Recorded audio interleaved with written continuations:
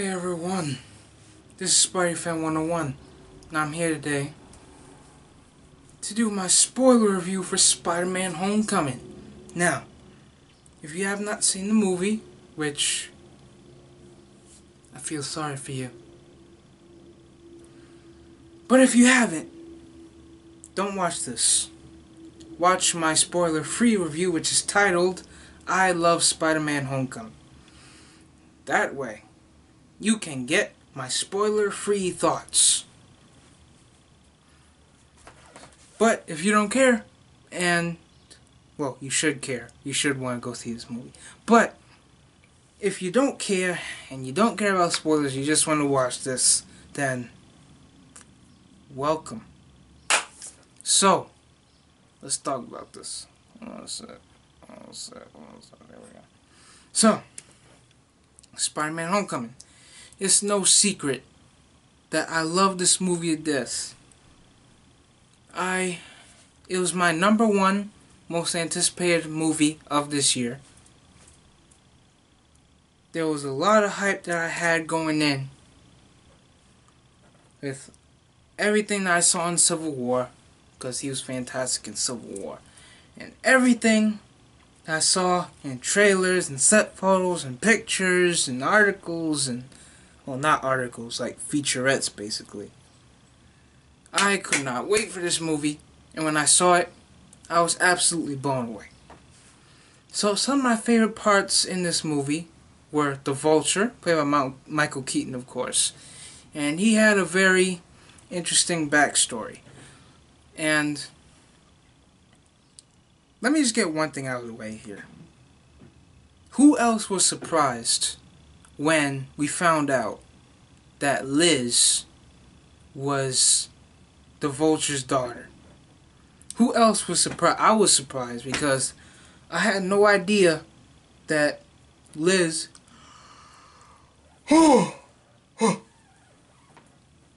Sorry, I woke up at like 1 o'clock this morning.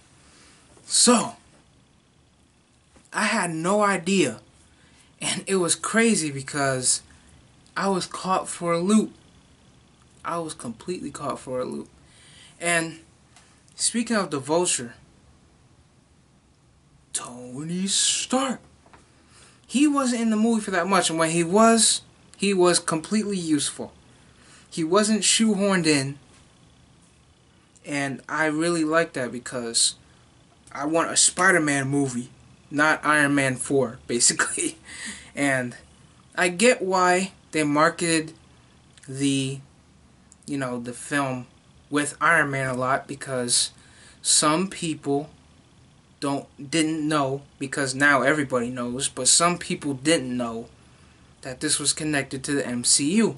In which case I'm like, how? Literally everybody in the world knows this. How on earth are there some people that still don't know? Like, come on. But anyway, when he was there, he was super useful. And I loved it at the end when he offered Peter... So I woke up at 1 o'clock this morning. Anyway, I love it when he offered Peter not only a spot in the Avengers, well, his team of Avengers, but we saw the Iron Spider suit. Literally, this movie had everything I wanted, because I asked for not only... Well, I asked for Iron Spider in that video that I did. It's even in the thumbnail. I said, I want Iron Spider in that movie. I don't care if it's a reference. I don't care if it's an after credit scene. I don't care if it's an end. I don't care if it's like in the final scene of the movie. I don't care. I want it. And Marvel gave it to me. Marvel is so brilliant. Marvel is so brilliant. But yeah, another thing that I wanted to see was a complete high school movie, which I got. And everyone is saying, like, this is a high school movie. I'm like, Like, people say that, but like I want it, like, when I say high school movie, I want it to feel like I'm watching like The Edge of 17, which if you haven't seen The Edge of 17, here's a picture of it. But if you haven't seen it, you need to go see it right now. Back to me. So, the high school stuff is without a doubt some of the best parts of this movie. I loved every minute of the high school stuff, and it's fantastic, dude. Like, that's all I want to see in these Spider-Man movies. I want to see high school stuff, because in Spider-Man 1 we got high school stuff, but it was only like, what, 3 minutes? Spider-Man 2, well, nothing after Spider-Man 1, but actually no, there were some high school scenes in Spider-Man 2. Or were those college scenes? Whatever. Anyway, there weren't enough high school scenes in the original trilogy. The Amazing Spider-Man got close in the first one, got close, but the second one just abandoned it entirely. But this one has fulfilled the wish that I've always wanted. A high school movie. Like, I feel like I'm watching, like, dang it. Yawning so many times right now. Anyway, I feel like I was really watching a high school movie. I felt, because one of the things I really wanted was not only a high school movie, but I wanted it to feel like I was watching The Edge of 17, but a Spider-Man movie. And instead of the main character being Nadine, it's Peter. And that's what I got. And that's all I wanted. And the Spider-Man stuff is always good. I love that. I always love that.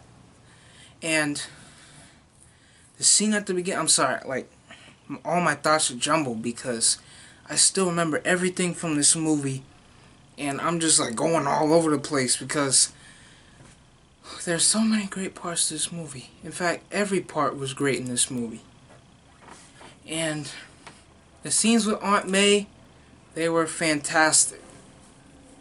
Although I would have wanted a little bit more, just a little bit more, just a little bit.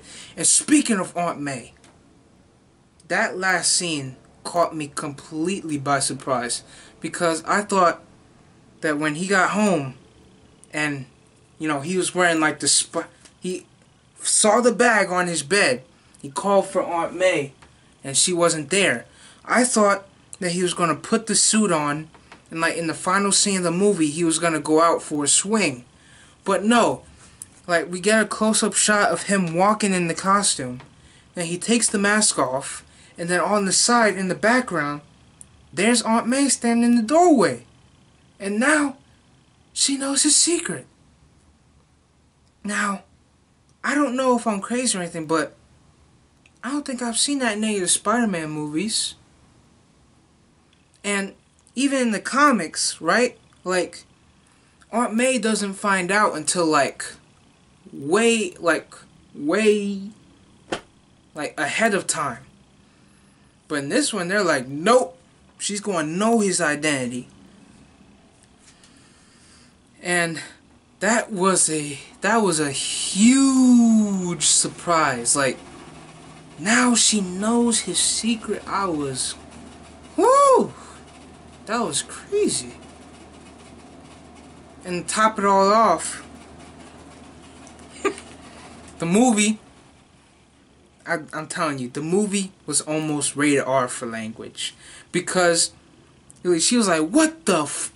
And then the movie ends. Which, like, I'm just like, wow. This movie used a lot of language. Because I felt like there were several scenes where I expected Captain America to come out and go, language. Oh, man. And, like, everything was just so good in this movie. Like, I don't even have like specific scenes to talk about because literally every scene of this movie, every frame, every shot, every piece of action, every piece of acting, every piece of direction was absolutely beautiful. So, okay, there are two other things I want to talk about before I start thanking people. So, that scene where Peter is under the rubble, right, when Vulture basically collapses the entire building on him, and he's trying to get the rubble back up. Like, that scene was probably the best scene in the entire movie. And I'm saying this sincerely because there are a lot of great scenes in this movie, but that one just felt so special. Something that I never felt in the other Spider-Man movies. That's something I want to thank Marvel for.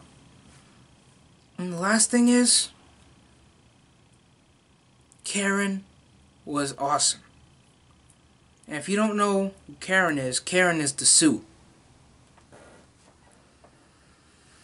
And Karen, I hope that Karen actually stays, inside of the suit, because, Karen is like one of the best Spider-Man suits ever created, in my opinion. And, there are so many situations where Karen would just be saying stuff to Peter, and it would just naturally be funny, And I really enjoyed that. So, overall, I said that this movie was a 100 out of 10. And honestly, hold on a sec.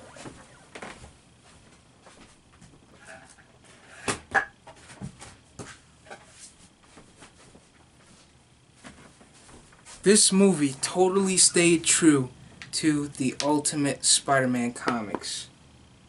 These are the only two that I have right now, but what I read, absolutely beautiful.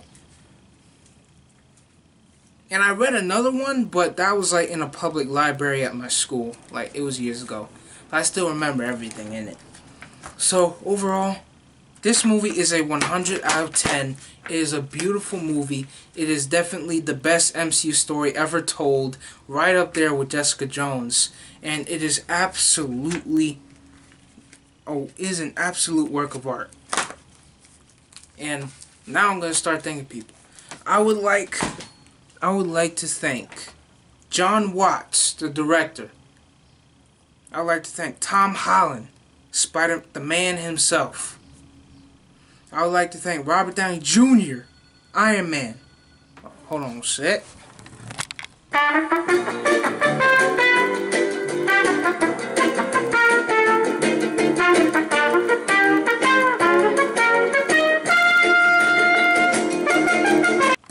I would like to thank John Watts, Tom Holland, Robert Downey Jr.